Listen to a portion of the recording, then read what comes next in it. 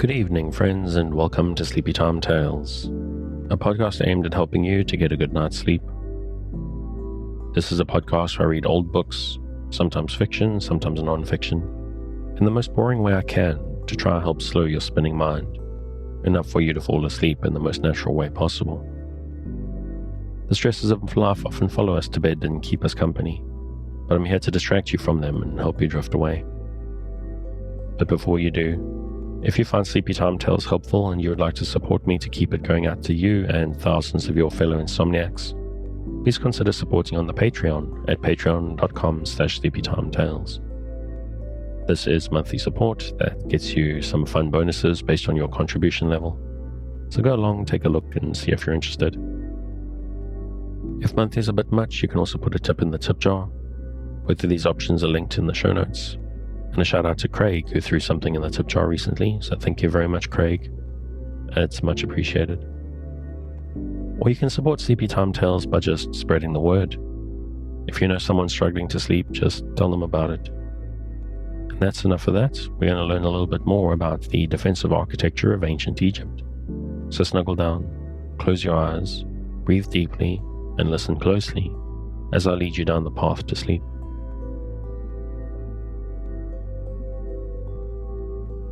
We return this week to Manual of Egyptian Archaeology and Guide to the Study of Antiquities in Egypt by G. Maspero. The same system of fortification which was in use for isolated fortresses was also employed for the protection of towns. At Heliopolis, at San, at Say, at Thebes, everywhere in short. We find long straight walls forming plain squares or parallelograms, without towers or bastions, ditches or outworks. The thickness of the walls, which varied from 30 to 80 feet, made such precautions needless. The gates, or at all events, the principal ones, had jambs and lintels of stone, decorated with scenes and inscriptions, as for instance that of Ombos, which Champollion beheld yet in situ, and which dated from the reign of Thothmes III.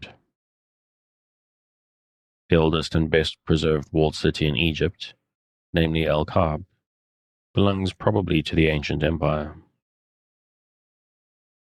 The Nile washed part of it away some years ago, but at the beginning of the present century it formed an irregular quadrilateral enclosure, measuring some 2,100 feet in length, by about a quarter less in breadth. The south front is constructed on the same principles as the wall at Kom Sultan, the bricks being bedded in alternate horizontal and concave sections. Along the north and west fronts they are laid in undulating layers from end to end. The thickness is 38 feet, and the average height 30 feet. And spacious ramps led up to the walk upon the walls. The gates are placed irregularly, one in each side to the north, west, and east, but none in the south face. They are, however, in too ruinous a state to admit of any plan being taken of them. The enclosure contained a considerable population whose dwellings were unequally distributed, the greater part being concentrated towards the north and west, where excavations have disclosed the remains of a large number of houses. The temples were grouped together in a square enclosure, concentric with the outer wall, and this second enclosure served for a keep, where the garrison could hold out long after the rest of the town had fallen into the hands of the enemy. The rectangular plan, though excellent in a plain, was not always available in a hilly country. When the spot to be fortified was situate upon a height, the Egyptian engineers knew perfectly well how to adapt their lines of defense to the nature of the site. At Kom Ombo, the walls exactly followed the outline of the isolated mound on which the town was perched, and presented towards the east a front bristling with irregular projections, the style of which roughly resembles our modern bastions. At Kume and Semneh in Nubia, where the Nile rushes over the rocks of the Second Cataract, the engineering arrangements are very ingenious. and display much real skill. Ustetisin III had fixed on this pass as the frontier of Egypt, and the fortresses which he there constructed were intended to bar the waterway against the vessels of the neighboring tribes. At Kume on the right bank, the position was naturally strong. Upon a rocky height surrounded by precipices was planned an irregular square, measuring about 200 feet each way. Two elongated bastions, one on the northeast and the other on the southeast, guarded respectively the path leading to the gate and the course of the river. The covering wall stood 13 feet high and closely followed the line of the main wall, except at the north and south corners where it formed two bastion-like projections. At Semneh on the opposite bank, the site was less favorable. The east side was protected by a belt of cliffs going sheer down to the water's edge, but the three other sides were well nigh open. A straight wall about 50 feet in height carried along the cliffs on the side next the river, but the walls looking toward the plain rose to 80 feet and bristled with bastion-like projections, jutting out for a distance of 50 feet from the curtain wall, measuring 30 feet thick at the base and 13 feet at the top, and irregularly spaced, according to the requirements of the defense. These spurs, which are not battlemented, serve in place of towers. They added to the strength of the walls, protected the walk round the top, and enabled the besieged to direct a flank attack against the enemy if any attempt were made upon the wall of circuit. The intervals between these spurs are accurately calculated as to distance, in order that the archers should be able to sweep the intervening ground with their arrows. Curtains and salients are alike built of crude brick, with beams bedded horizontally in the mass. The outer face is in two parts, the lower division being nearly vertical and the upper one inclined at an angle of about 70 degrees, which made scaling very difficult, if not impossible. The whole of the ground enclosed by the wall of circuit was filled in to nearly the level of the ramparts.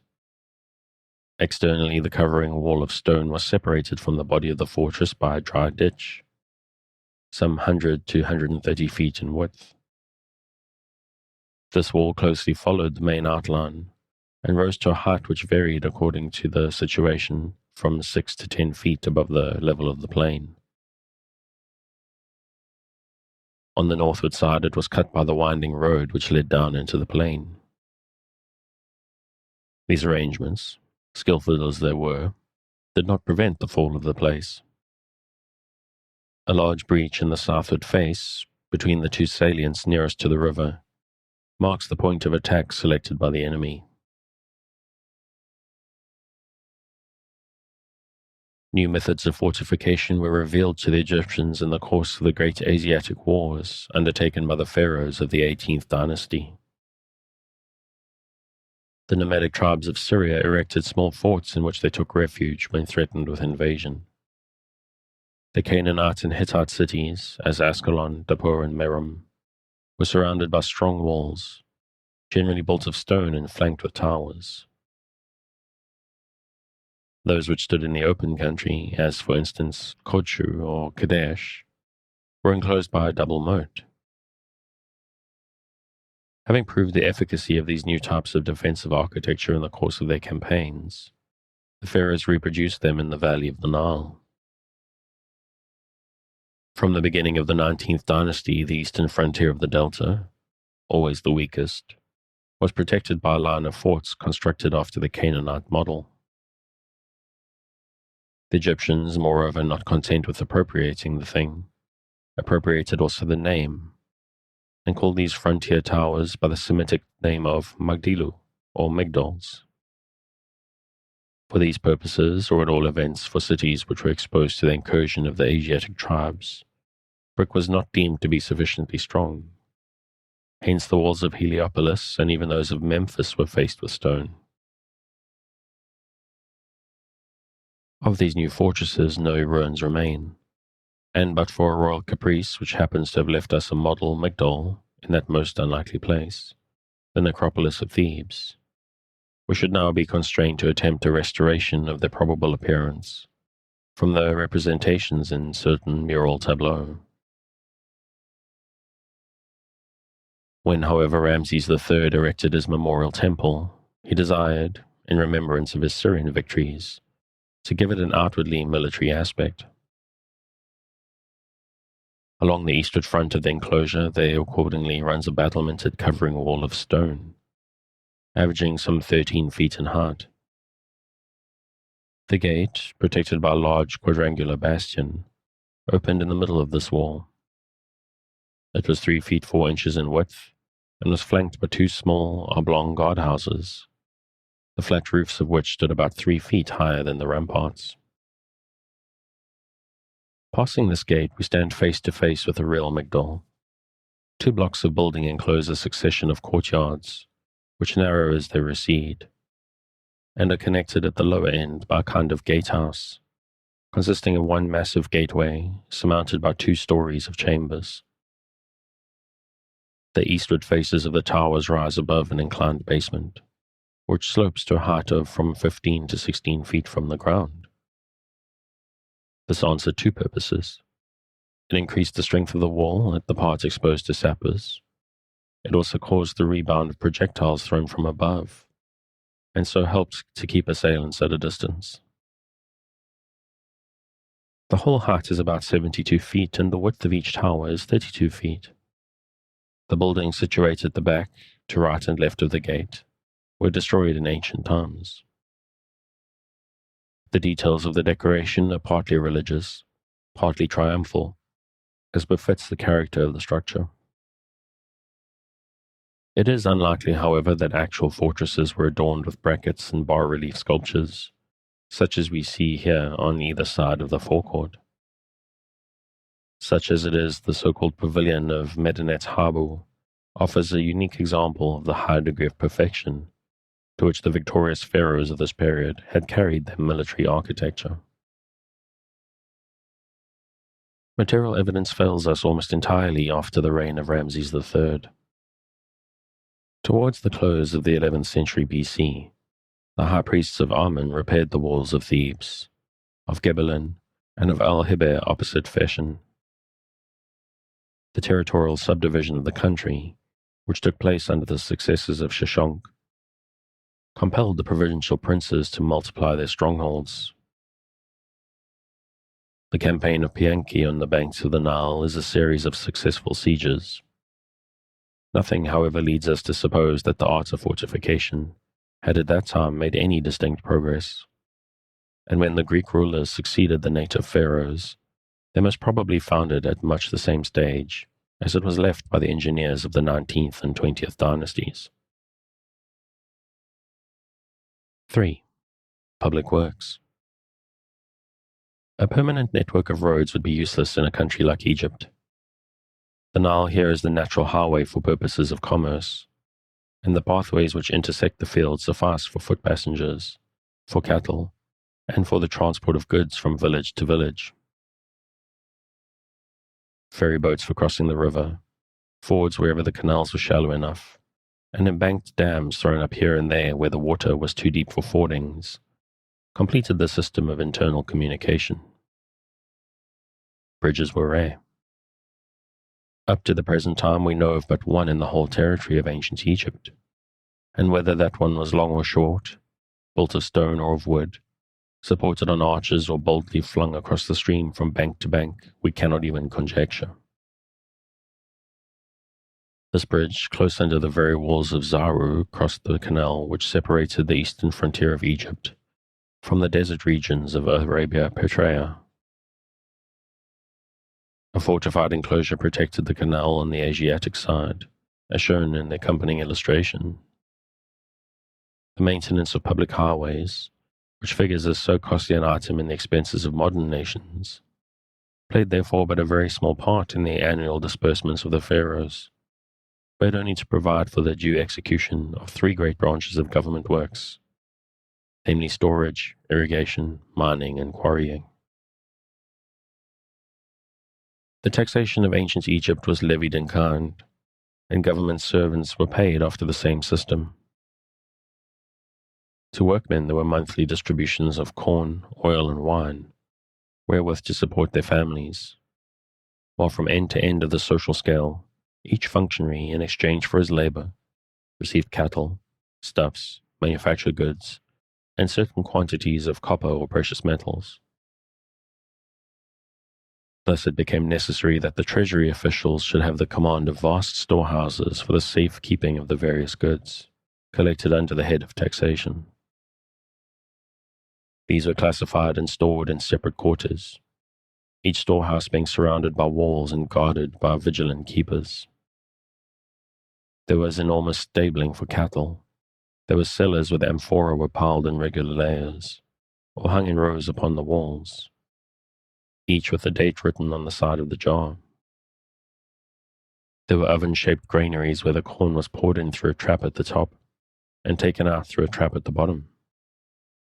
At Tuku, identified with Pithom by M. Naval, the store chambers are rectangular and of different dimensions, originally divided by floors and having no communication with each other.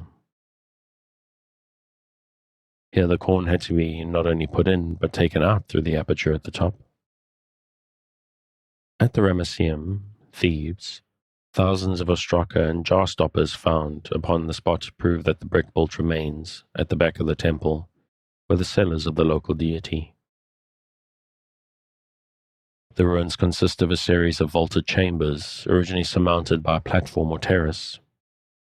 At Philae, Ombos, Daphne, and most of the frontier towns of the Delta, there were magazines of this description, and many more will doubtless be discovered when made the object of serious exploration. The irrigation system of Egypt is but little changed since the olden time. Some new canals have been cut, and yet more have been silted up through the negligence of those in power. But the general scheme and the methods employed continue much the same, and demand but little engineering skill. Wherever I have investigated the remains of ancient canals, I've been unable to detect any traces of masonry at the weak points or at the mouths of these cuttings. They are mere excavated ditches, from 20 to 60 or 70 feet in width. The earth flung out during the work was thrown to right and left, forming irregular embankments from 7 to 14 feet in height. The course of the ancient canals was generally straight, but that rule was not strictly observed, and enormous curves were often described in order to avoid even slight irregularities of surface. Dikes thrown up from the foot of the cliffs to the banks of the Nile divided the plain at intervals into a series of artificial basins, where the overflow formed backwaters at the time of inundation. These dikes are generally earthworks, though they are sometimes constructed of baked brick, as in the province of Gege. Very rarely are they built of hewn stone, like that great dike of Kushish, which was constructed by Mina in primeval times, in order to divert the course of the Nile from the spot on which he founded Memphis. The network of canals began near Silsilis and extended to the seaboard, without ever losing touch of the river, saving at one spot near Beni Suef, where it throws out a branch in the direction of the Fayum. Here, through a narrow and sinuous gorge, deepened probably by the hand of man, it passes the rocky barrier which divides that low-lying province from the valley of the Nile, and thence expands into a fan-like ramification of innumerable channels. Having thus irrigated the district, the waters flow out again, those nearest the Nile returning by the same way they flowed in, while the rest form a series of lakes, the largest of which is known as Beket el-Qurn. If we are to believe Herodotus, the work was not so simply done. A king named Murus desired to create a reservoir in the Fayum, which should neutralize the evil effects of insufficient or superabundant inundations. This reservoir was named after him, Lake Murus. If the supply fell below the average, then the stored waters were let loose, and Lower Egypt and the Western Delta were flooded to the needful height. If next year the inundation came down in too great force, Lake Moeris received and stored the surplus till such time as the waters began to subside. 2 pyramids, each surmounted by a sitting colossus, one representing the king and the other his queen, were erected in the midst of the lake. Such is the tale told by Herodotus, and it is a tale which has considerably embarrassed our modern engineers and topographers. How, in fact, was it possible to find in the Fayum a site which could have contained a basin measuring at least 90 miles in circumference? Linnant supposed Lake Moeris to have extended over the whole of the low-lying land, which skirts the Libyan cliffs, between Elahun and Medinet al-Fayum. But recent explorations have proved that the dikes by which this pretended reservoir was bounded are modern works, erected probably within the last 200 years. Major Brown has lately shown that the nucleus of Lake Moeris was the Birket el-Qurun. This was known to the Egyptians as Meuri, the Great Lake, whence the Greeks derived their Moeris, a name extended also into the inundation of the Fayum. If Herodotus did actually visit this province, it was probably in summer at the time of the High Nile, when the whole district presents the appearance of an inland sea. What he took for the shores of this lake were the embankments which divided it into basins and acted as highways between the various towns. His narrative, repeated by the classic authors, has been accepted by the moderns, and Egypt, neither accepting nor rejecting it, was gratified long after date with the reputation of a gigantic work, which would in truth have been the glory of her civil engineers, if it had ever existed.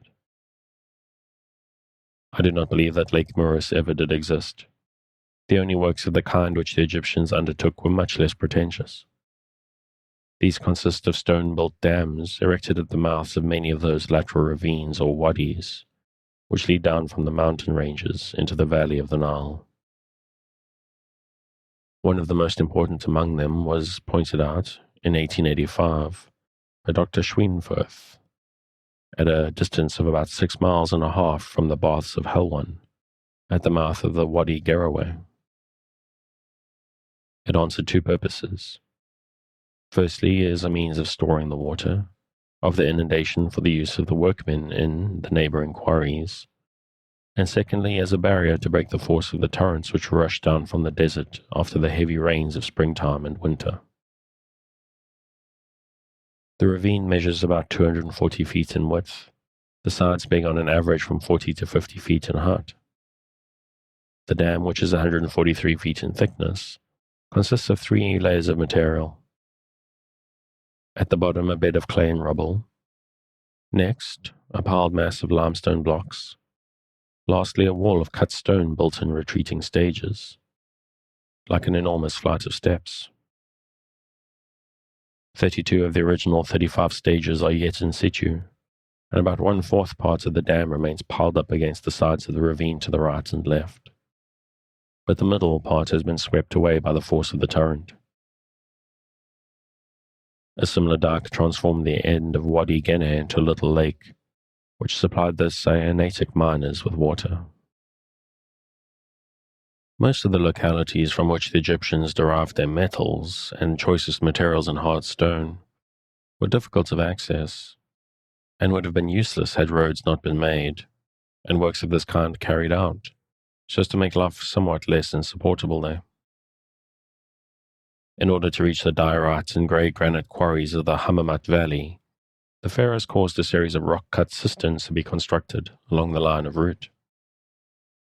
Some few insignificant springs, skillfully conducted into these reservoirs, made it possible to plant workmen's villages in the neighborhood of the quarries, and also near the emerald mines on the borders of the Red Sea.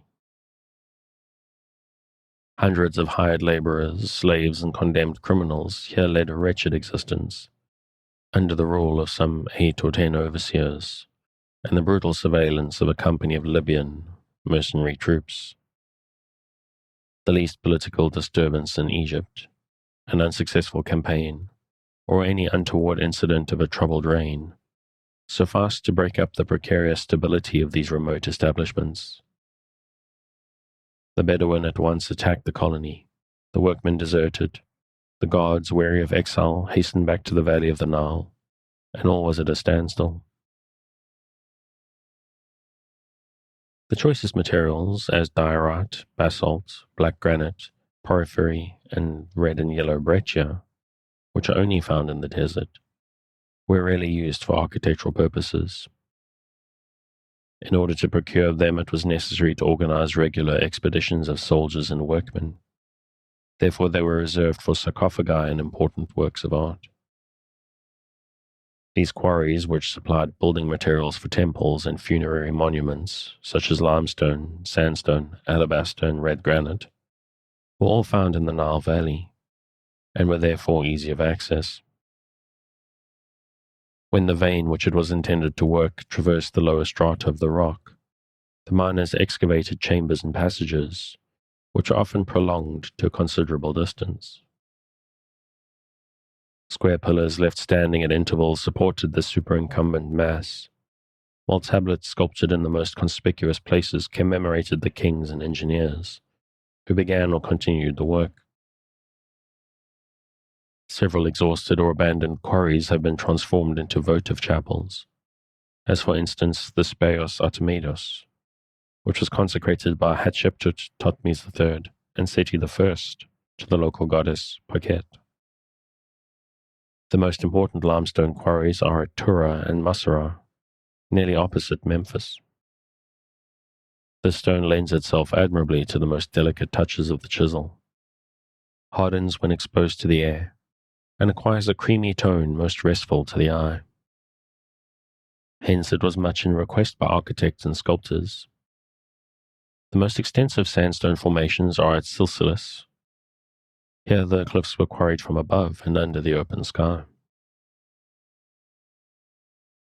Clean cut and absolutely vertical, they rise to a height of from 40 to 50 feet, sometimes presenting a smooth surface from top to bottom, and sometimes cut in stages accessible by means of steps scarcely large enough for one man at a time.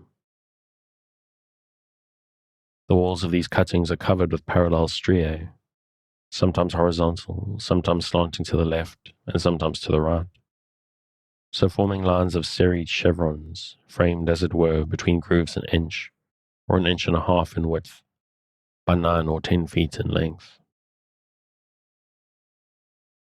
These are the scars left upon the surface by the tools of the ancient workmen, and they show the method employed in detaching the blocks. The size was outlined in red ink, and this outline sometimes indicated the form which the stone was to take in the projected building.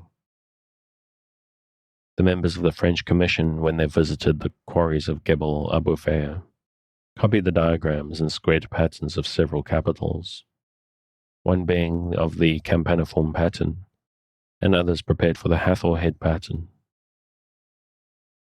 The outline made, the vertical faces of the block were divided by means of a long iron chisel, which was driven in perpendicularly or obliquely by heavy blows of the mallet. In order to detach the horizontal faces, they made use of wooden or bronze wedges, inserted the way of the natural strata of the stone. Very frequently the stone was roughly blocked out before being actually extracted from the bed. Thus at Sayin, Aswan, we see a couchant obelisk of granite, under the side of which is one with the rock itself, and at Teneh there are drums of columns, but half disengaged. The transport of quarried stone was effected in various ways.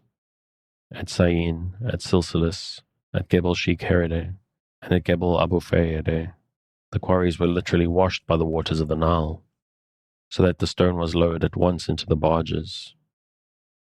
At Qasr es Said, at Tura, and at other localities, situated some distance from the river, canals dug expressly for the purpose conveyed the transport boats to the foot of the cliffs. When water transit was out of the question, the stone was placed on sledges drawn by oxen, or dragged to its destination by gangs of laborers and by the help of rollers. Chapter 2. Religious architecture. In the civil and military architecture of ancient Egypt, brick played the principal part. But in the religious architecture of the nation, it occupied a very secondary position. The pharaohs were ambitious of building eternal dwellings for their deities, and stone was the only material which seemed sufficiently durable to withstand the ravages of time and man. 1. Materials and principles of construction. It is an error to suppose that the Egyptians employed only large blocks for building purposes. The size of their materials varied very considerably according to the uses for which they were destined. Architraves, drums of columns, lintel stones, and door jambs were sometimes of great size. The longest architraves known, those namely which bridge the nave of the harbour-style hall of Karnak, have a mean length of 30 feet. They each contain 40 cubic yards and weigh about 65 tons. Ordinarily, however, the blocks are not much larger than those now used in Europe. They measure, that is to say, about 2.5 to 4 feet in height, from 3 to 8 feet in length, and from 2 to 6 feet in thickness. Some temples are built of only one kind of stone, but more frequently materials of different kinds are put together in unequal proportions. Thus, the main part of the temples of Abydos consists of very fine limestone. But in the temple of Seti first, the columns, architraves, jambs, and lintels, all parts in short, where it might be feared that the limestone would not offer sufficient resistance, the architect has had recourse to sandstone, while in that of Ramses II, sandstone, granite, and alabaster were used. At Karnak, Luxor, Tanis, Memphis, similar combinations may be seen. At the Ramesseum and in some of the Nubian temples, the columns stand on massive supports of crude brick. The stones are dressed more or less carefully according to the positions they were to occupy.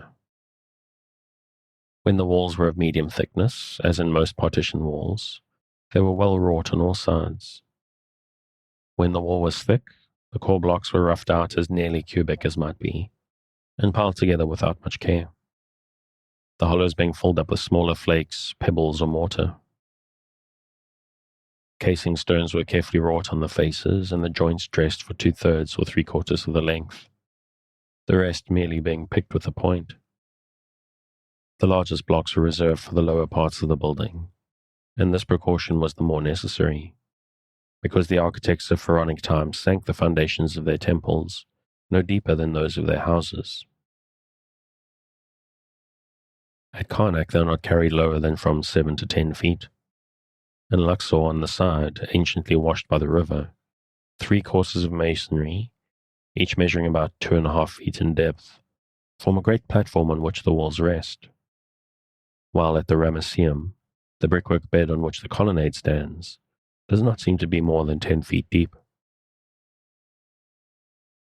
These are but slight depths for the foundations of such great buildings, but the experience of ages proves that they are sufficient.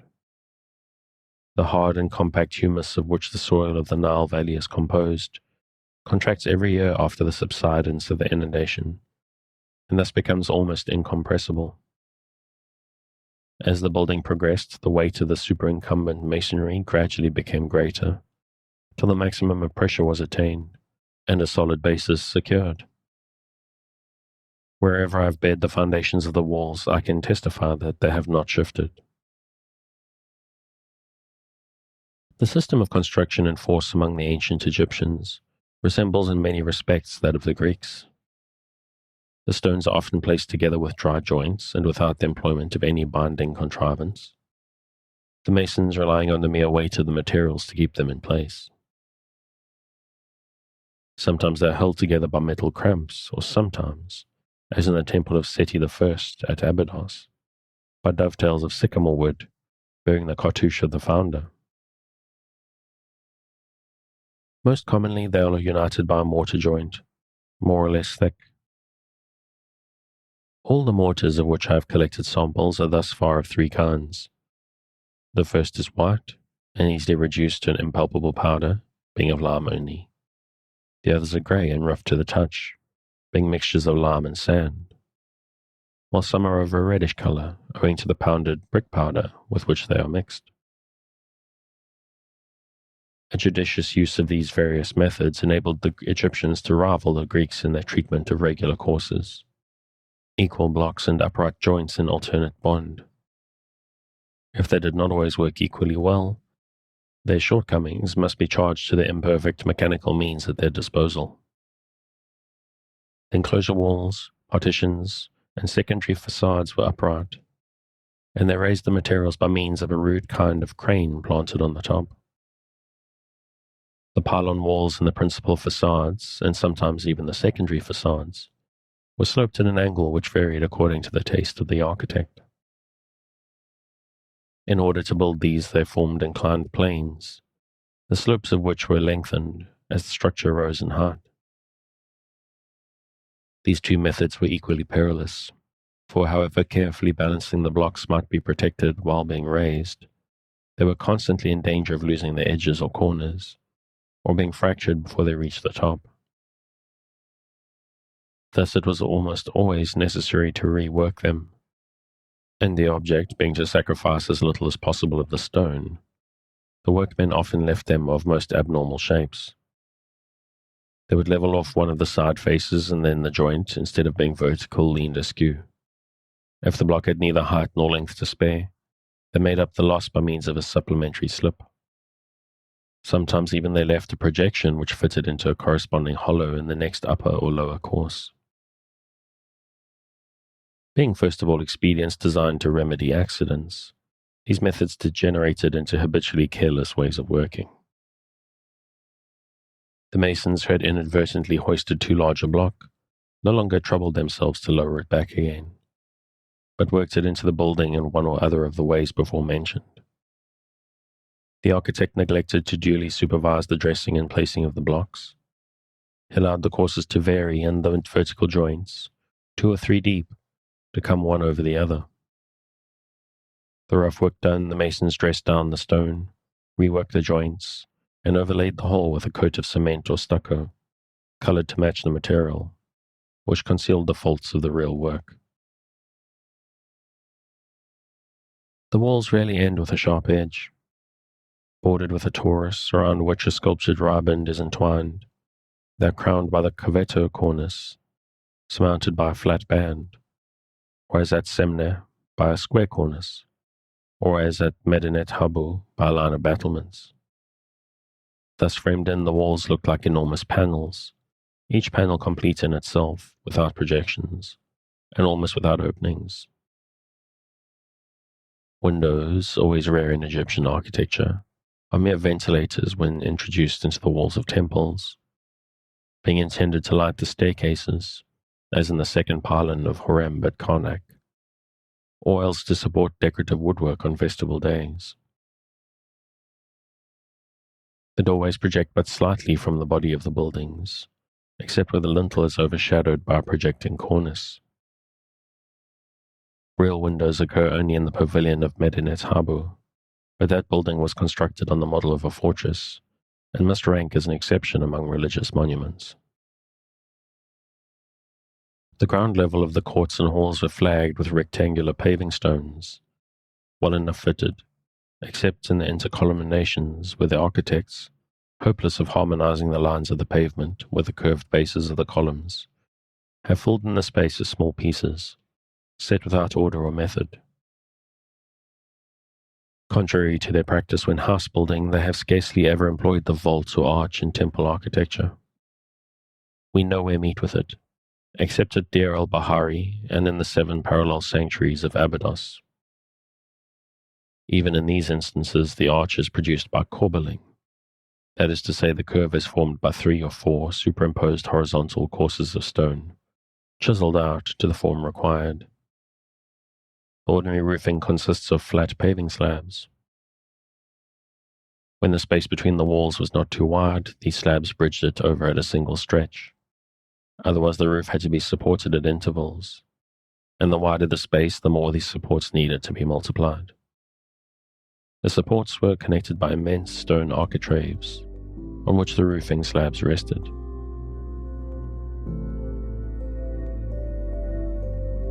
And I think I'm going to leave it there. If you are interested and would like to pick up where I'm leaving off, or want to check out some of the illustrations, some of which are quite interesting and cool, you can, as always, find the original on Project Gutenberg at the link in the show notes. Thanks again for joining me on this episode of Sleepy Time Tales, the podcast designed around a bedtime story to help you get a restful night. New episodes will be released every Sunday night to give you something fresh to help you rest in a new week. But make sure to follow or subscribe in whatever service you use so that you get your new episodes whenever they come out. Good night, and sweet dreams.